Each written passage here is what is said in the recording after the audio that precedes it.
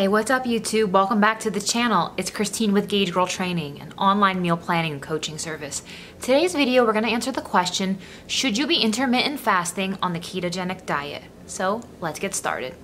So if you're new to the channel, welcome. Please follow us over on Instagram at Gauge Girl Training, as well as our new page at GGT_transformations to get an idea of some of the success stories of our clients. Now, at first it may seem like intermittent fasting and keto have nothing to do with each other, but they actually are two separate things that when paired together have some very unique effects, and we're gonna talk about that today. Now, to be clear, the ketogenic diet changes what you eat. It is a high-fat, low-carb protocol that allows your body to use healthy fats for fuel, while intermittent fasting only changes when you eat. So this is commonly paired with the ketogenic diet because it is a great way to initiate the process of getting into ketosis fast. Now, it's not necessary to do intermittent fasting on the ketogenic diet. You don't have to do it, and intermittent fasting can be done on any protocol. Intermittent fasting, all it means is that you have a specific time period where you are not eating food and you are controlling all of your food intake into a concentrated time frame. The benefit of intermittent fasting is that it gives your body fewer insulin spikes.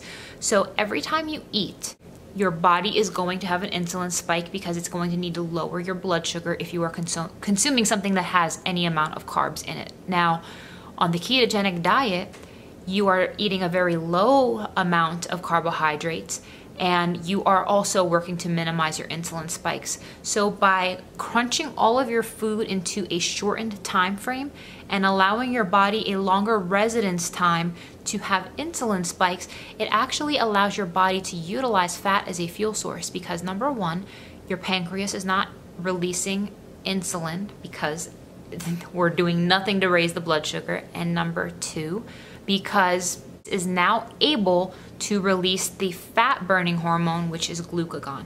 So these two protocols actually pair together very nicely. You don't have to do them together, but it does work nicely together.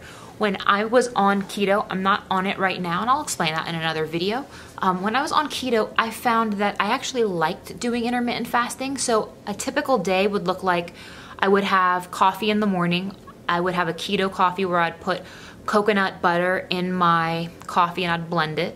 Now, during my fasting state, I would have like a keto coffee, meaning like a high-fat coffee. And the reason you can have fat during your fasting window is because it does not cause you to have an insulin spike.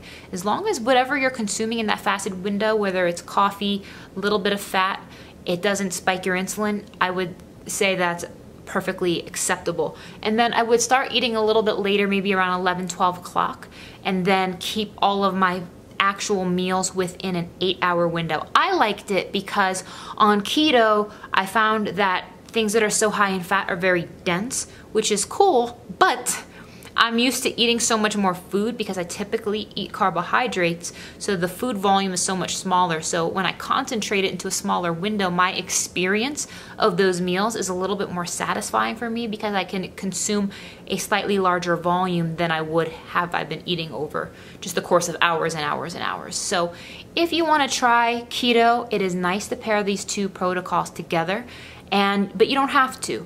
I find that fasting does help you get into ketosis a little bit faster. However, it is up to you. So if you have any questions on whether or not this is right for you, or if you want a ketogenic meal plan guide, we have our Prep Sweat Slay 21-day meal plan, our 6-week shred budget edition of keto for women and men. So check those things out, you guys. And if there's anything else, just let us know. See you in the next one.